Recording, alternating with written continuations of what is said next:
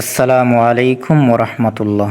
বন্ধুরা, আজকে আমি আপনাদের সাথে দুইটি আমল শেয়ার করব, যে আমলগুলো করলে আপনারা অবশ্যই উপকৃত হবেন এবং যে আমল করলে সকাল সন্ধ্যায়, এই আমলটা সকাল সন্ধ্যায় যে কোনো সময় করলে ওই দিনে বা রাত্রে যদি কোনো ব্যক্তি মারা যায় তাহলে সে জান্নাতবাসী হবে। সুবহানাল্লাহ। আসুন আমরা দোয়াটা জেনে নিই।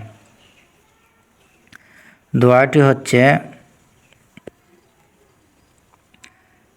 বাদ ফজর ও বাদ মাগরিব শুরুতে আউযু বিল্লাহিস সামিল আলিম মিনাশ শাইতানির রাজিম, তিনবার পরে সূরা হাশরের শেষ 3 আয়াত একবার পাঠ করবেন।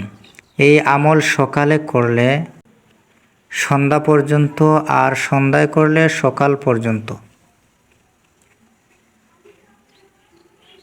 70,000 ফেরেশতা আল্লাহ পাকের নিকট মাগফিরাতের জন্য, তার জন্য মাগফিরাতের জন্য দোয়া করতে থাকে। ওই দিনে বা রাত্রে মৃত্যু হলে শহীদের মর্তবা নসিব হবে। সুবহানাল্লাহ। আরও একটি আমল আমরা জেনে নেই।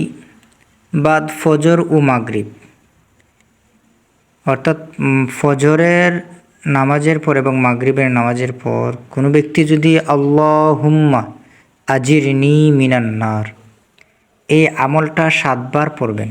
কেউ যদি 7 বার পড়ে এই আমলটা করে, এই আমলের বরকতে আল্লাহ পাক জাহান্নাম থেকে মুক্তি দান করবেন। সুবহানাল্লাহ। তাহলে অবশ্যই এই দুইটা আমল আমরা করব।